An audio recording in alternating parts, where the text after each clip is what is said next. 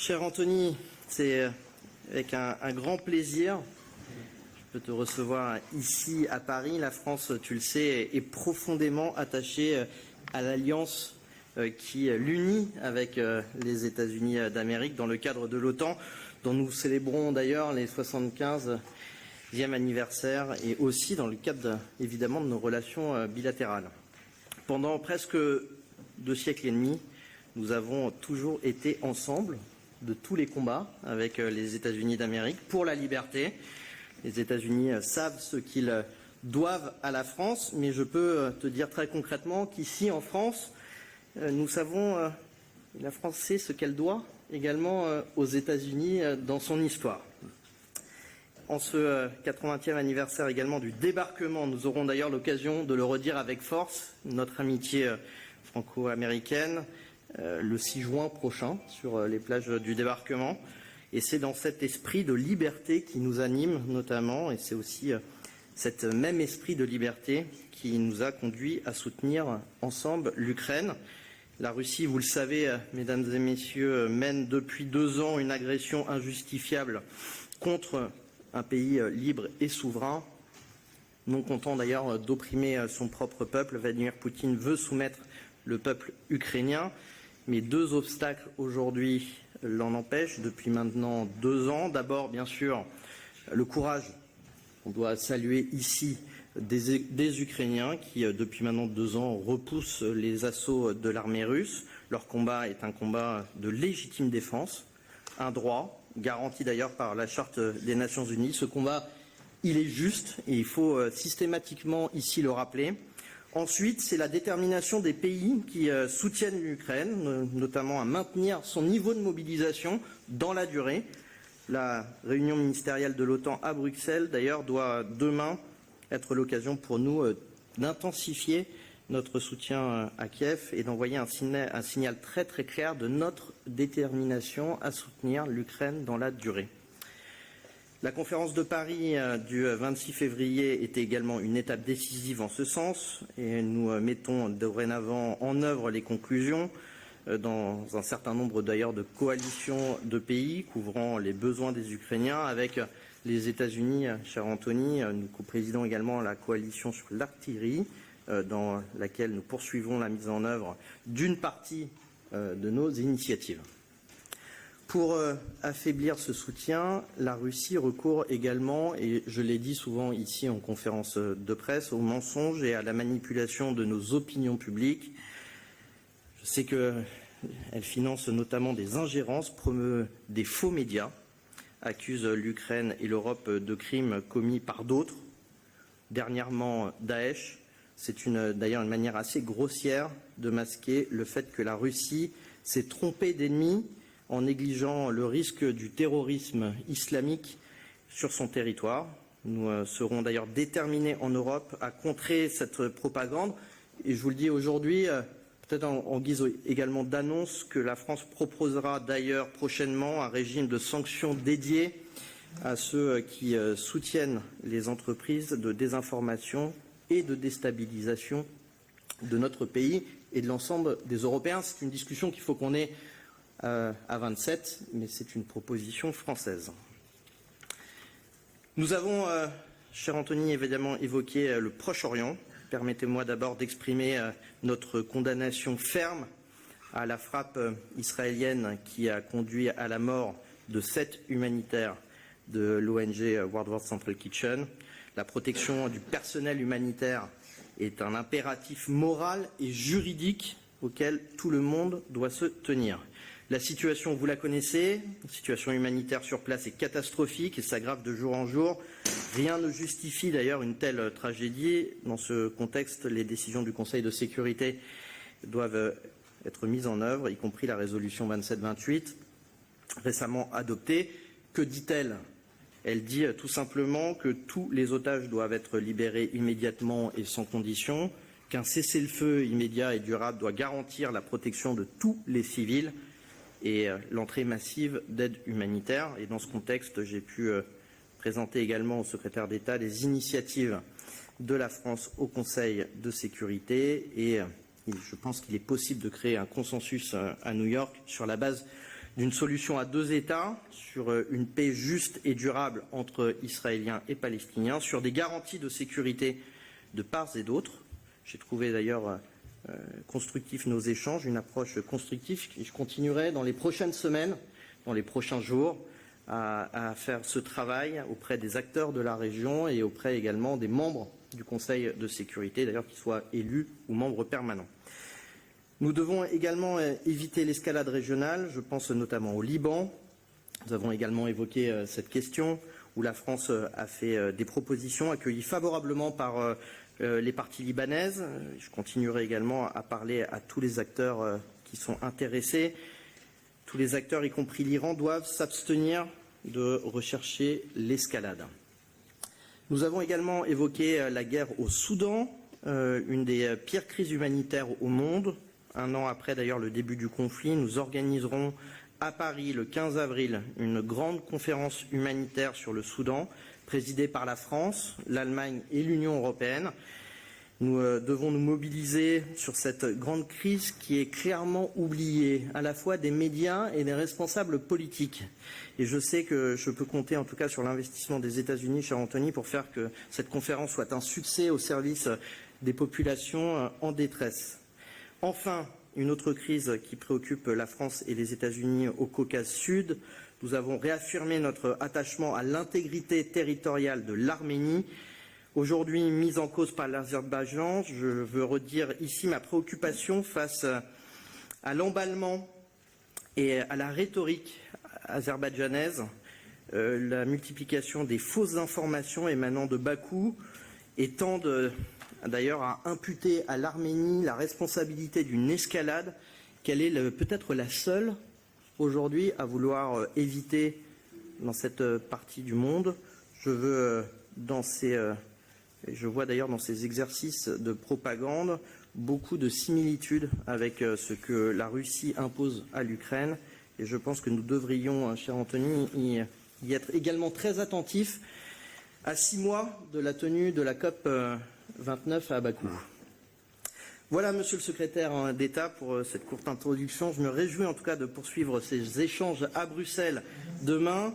Et dans les semaines qui viennent, nous avons encore tant à faire pour que les valeurs qui ont en réalité fait nos deux pays puissent prévaloir dans l'ensemble de la scène internationale. Cher Antony, merci en tout cas de ces discussions. Je te cède la parole et encore une fois, merci de la qualité de nos échanges. Merci. Je suis vraiment ravi, comme toujours, de me retrouver à Paris. Et je tiens, Stéphane, à te remercier pour cet accueil si chaleureux et justement une conversation importante et, je crois, très constructive. Si tu me le permets, je vais continuer en anglais pour mes collègues. And as I just said, it's always wonderful to be back in Paris, but I especially wanted to thank my colleague and friend, Stéphane, for the incredibly warm welcome, but also the quality of the conversation that we had. He covered most of what we've talked about. Let me just add a couple of quick points of emphasis. On Ukraine, we discussed the imperative of continuing to support Ukraine so that it can effectively defend itself against the ongoing Russian aggression. That's for today. But also to make sure, through the work that we're doing, to help Ukraine build a strong military for the future, to attract private sector investment so that it builds up its economy, and to continue to strengthen its democracy, in particular by moving down the accession path toward the EU, we are ensuring that we will have a Ukraine that stands strongly on its own feet, militarily, economically, democratically. And that's the single best response to Putin's aggression. France has been a remarkable leader in this effort, both in making sure that Ukraine has what it needs to defend itself and also working to set it up for the long term. It's been a leader in burden sharing. Billions donated in military and economic assistance to Ukraine, but also rallying other countries, using its leadership to bring others along. We also see this leadership in the enforcement of sanctions and export controls to limit Putin's war machine.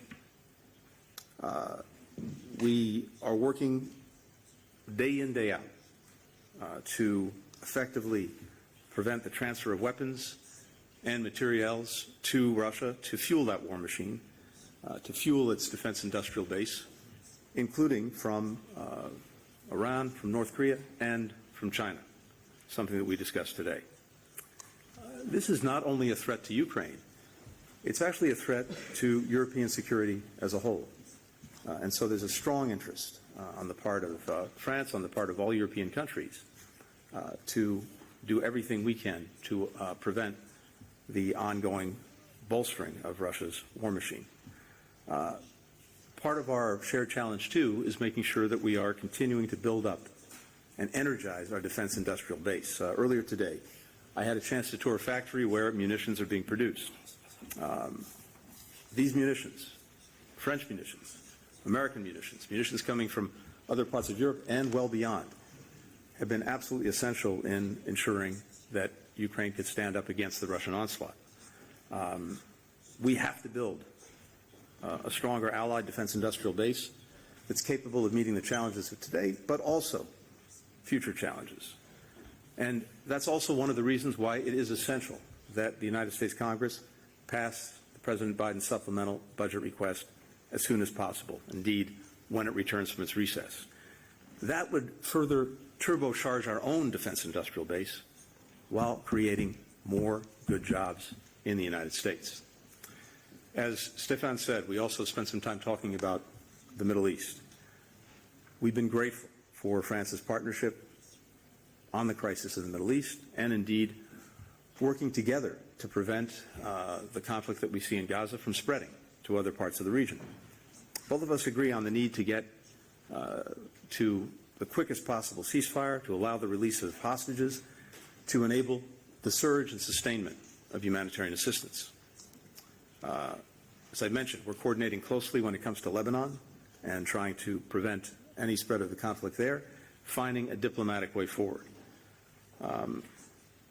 We're also working together on creating a path to a more durable and lasting peace, with security guarantees and political guarantees for Israelis and Palestinians alike.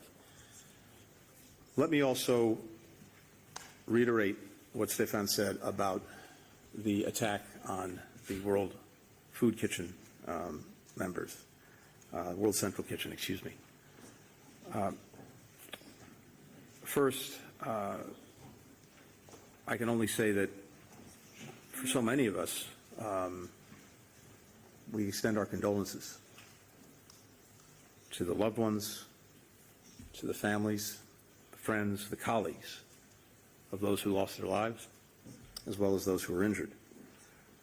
I spoke to Jose Andres just about a week ago about the efforts that World Central Kitchen's engaged in Gaza, as it is in many other conflict zones around the world, including in Ukraine. They have been doing extraordinary, brave work, day in, day out, and critical work to try to make sure that people in need get what they need, starting with the most basic thing of all, food to survive. The victims of yesterday's strike join a record number of humanitarian workers who have been killed in this particular conflict. These people are heroes. They run into the fire, not away from it. They show the best of what humanity has to offer when the going really gets tough. They have to be protected. We shouldn't have a situation where people who are simply trying to help their fellow human beings are themselves at grave risk. We've spoken directly to the Israeli government about this particular incident.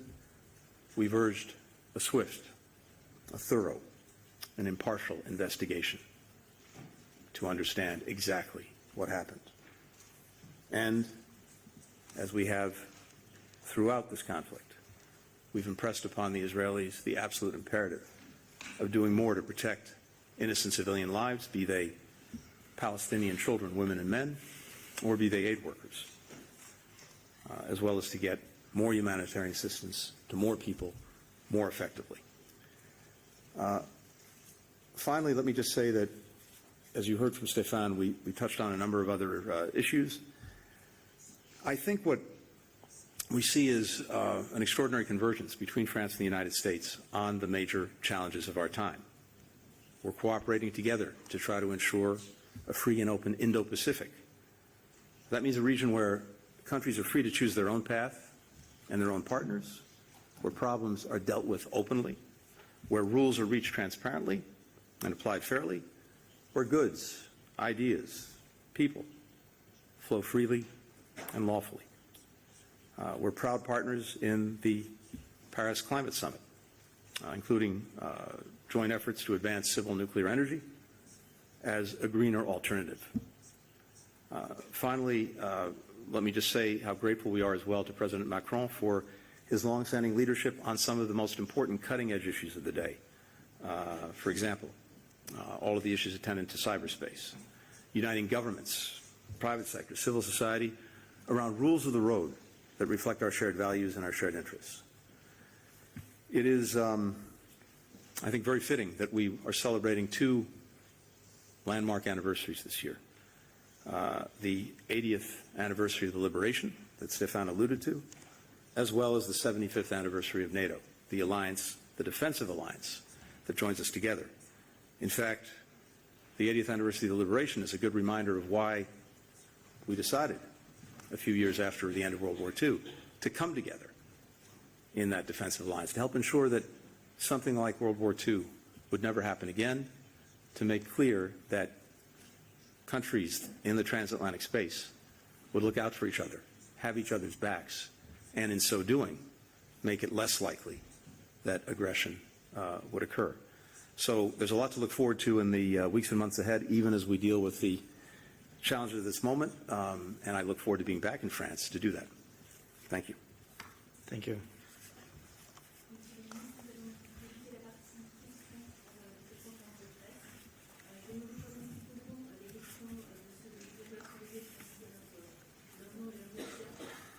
Par médias.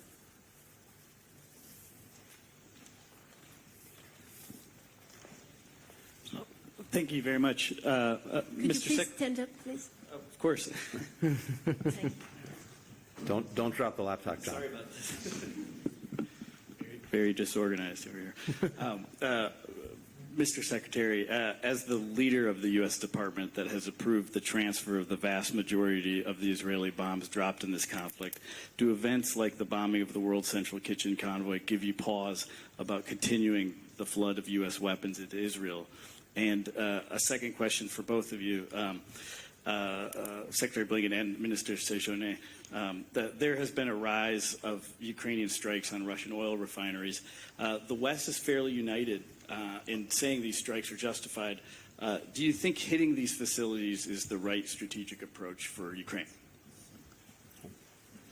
Please. Thank you, John. Let me take the second question first. It has been our view and policy from day one when it comes to Ukraine to do everything we possibly can to help Ukraine defend itself against this Russian aggression. At the same time, we have neither supported nor enabled strikes by Ukraine outside of its territory.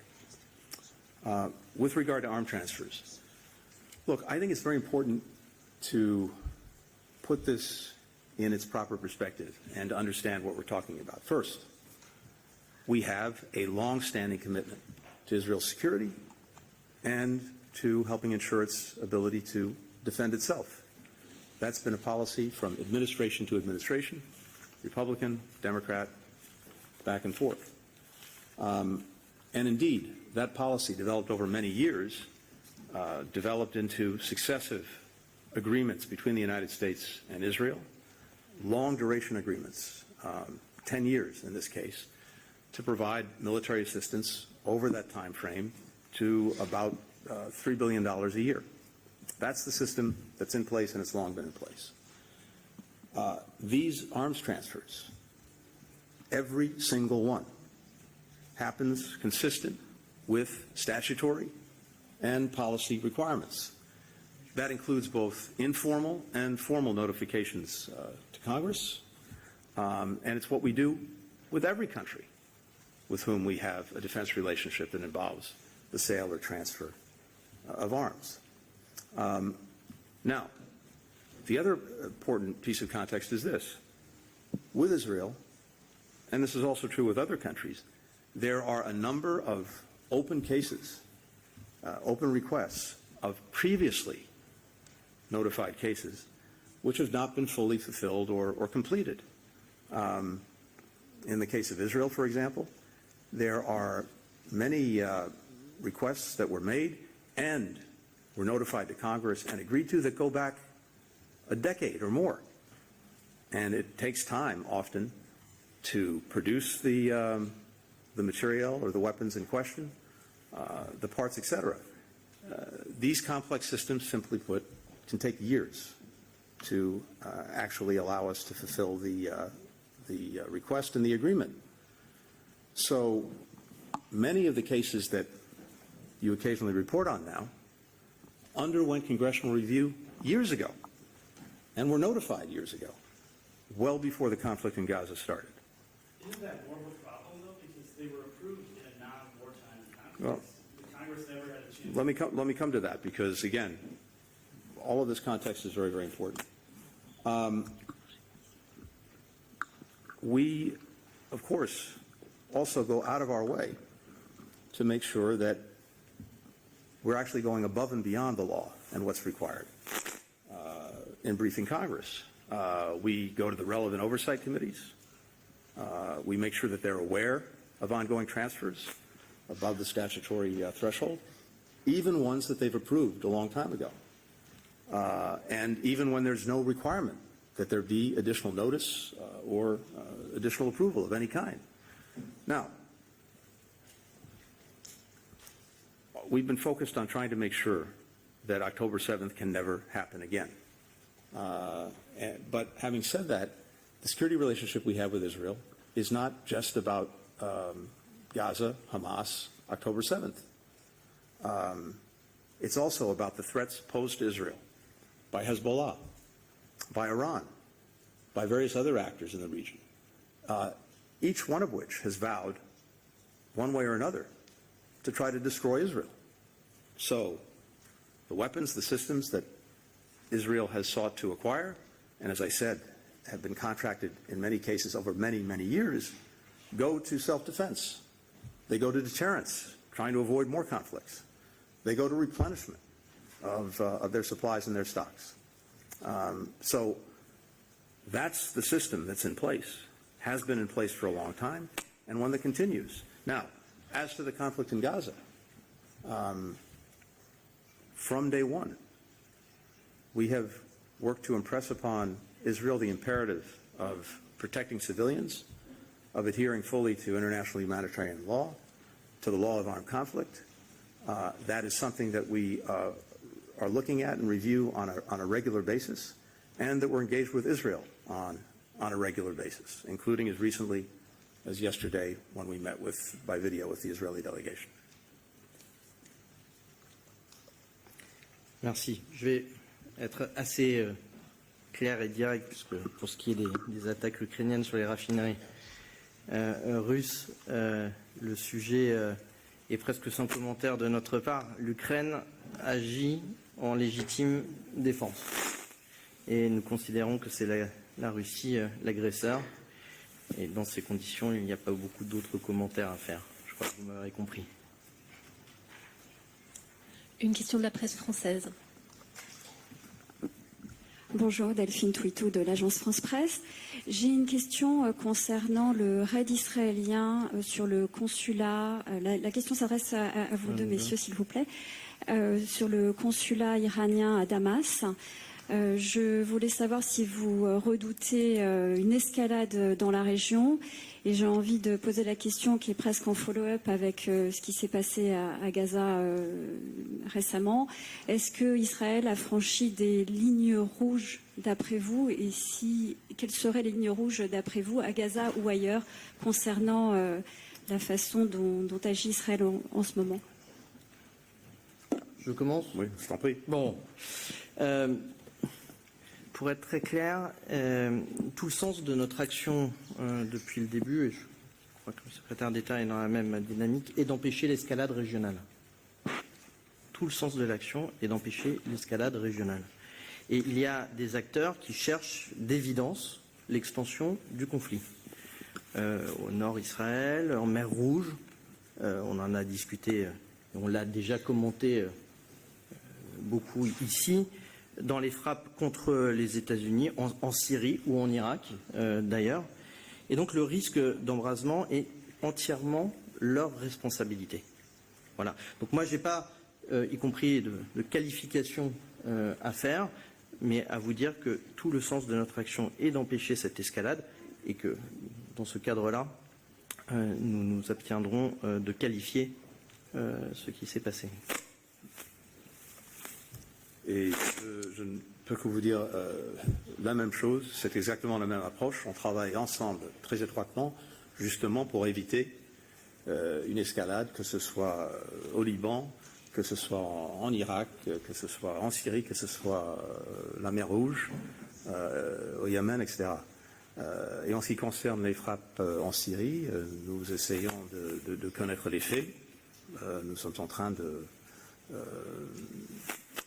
d'apprendre exactement ce qui s'est passé et nous continuerons pour le savoir en détail. Mais nous œuvrons tous les jours ensemble, la France et les États-Unis, surtout au Liban, pour éviter qu'il y ait un conflit entre les parties. Conflit d'ailleurs que nous sommes persuadés ni les Israéliens, ni Hezbollah, ni le Liban désirent, et ni l'Iran. Nous allons prendre une autre question de la presse américaine.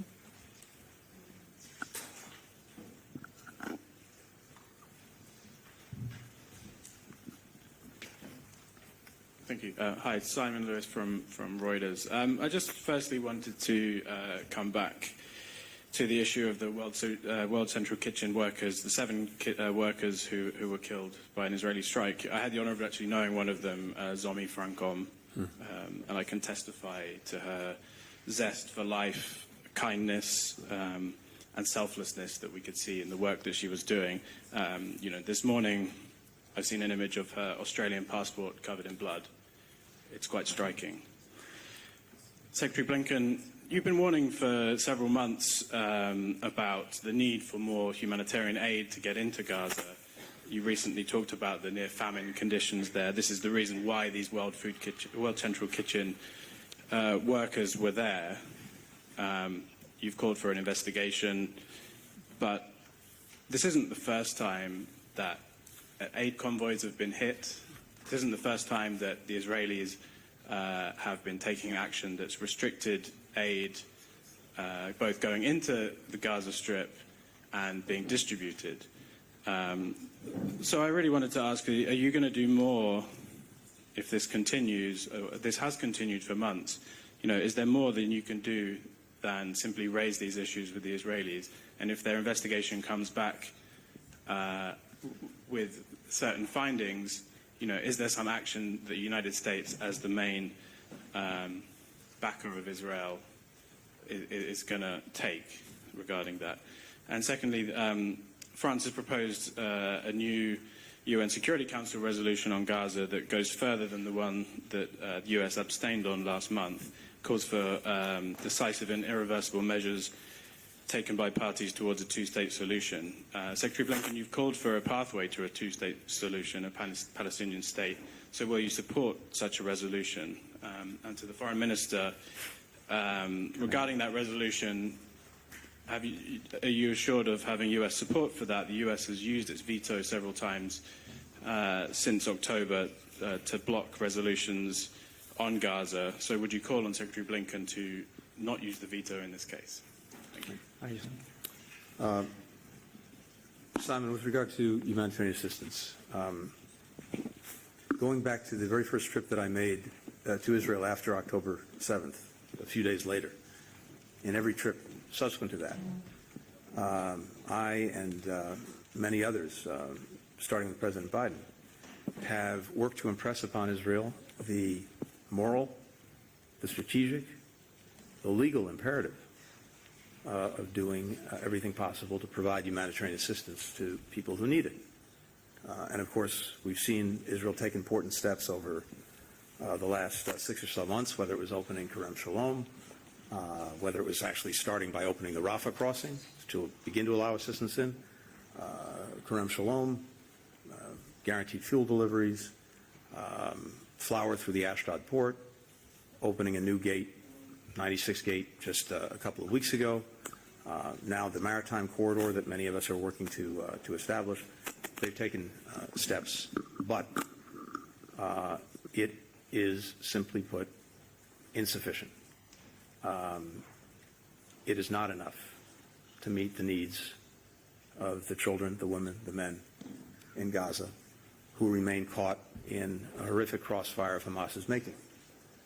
So in our conversations with the Israeli government, including just last week when the defense minister was in Washington, and just yesterday when we were on a video conference with Israeli counterparts, we impressed again upon them the imperative of now surging and sustaining assistance, and not only getting it into Gaza, but within Gaza, getting it to everyone who needs it, including in the north, where, as you know, the conditions are the most challenged, and where World Central Kitchen was laboring to get assistance to people. So we and many others, including France, are intensely focused on this, and we are looking very carefully to see that necessary steps are taken to ensure that the assistance needed gets in and gets to people who need it. This also involves issues like much better coordination on the ground. We'll see what the investigation of the incident with World Central Kitchen reveals, but coordination has been a perennial problem, deconfliction, as well as other challenges, destroyed roads, lack of trucks within Gaza, things of that nature that have to be remedied, as well as the access points into Gaza. Having said all of that, I'm not going to get into hypotheticals or get ahead of myself or get ahead of the administration. All I can tell you is this is an area of intense focus and absolute necessity. When it comes to the Security Council, France and the United States work very closely together as permanent members on pretty much every issue that comes before the Council, including this one, and I look forward in the days and weeks ahead to talking about the current effort, other efforts that may come forward. We share the same objectives.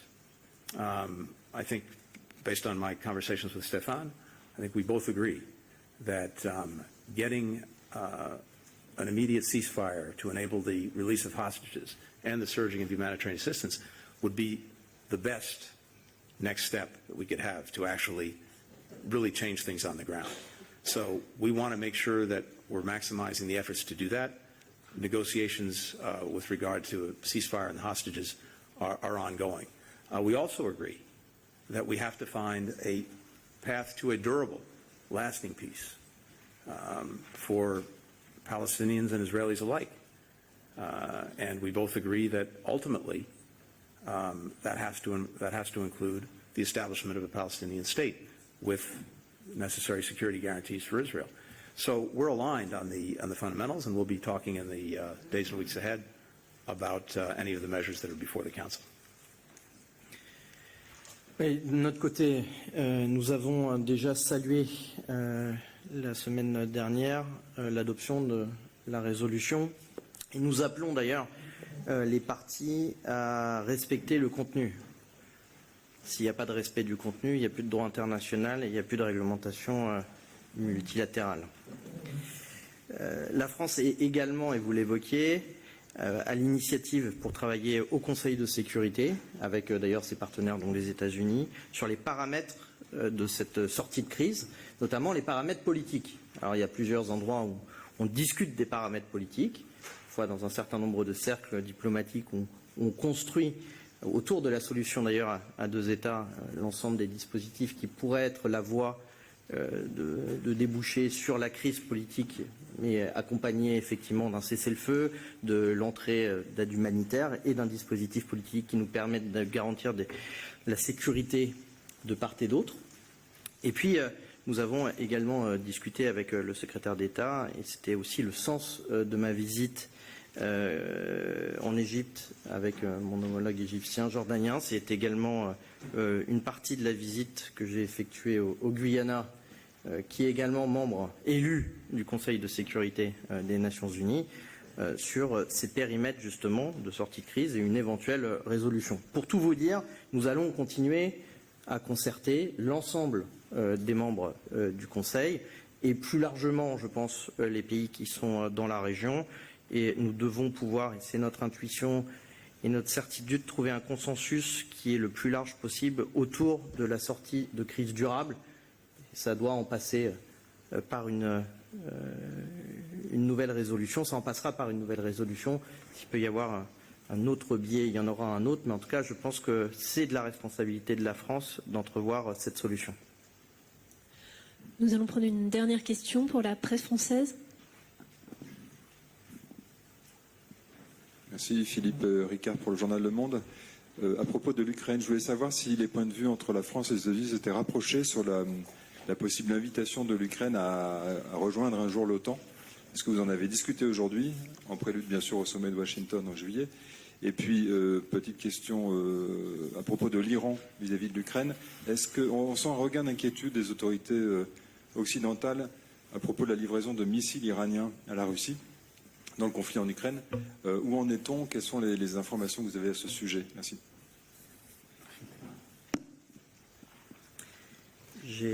Comme nous l'avons d'ailleurs dit au sommet de Vilnius, mais je pense que on partage ce point-là.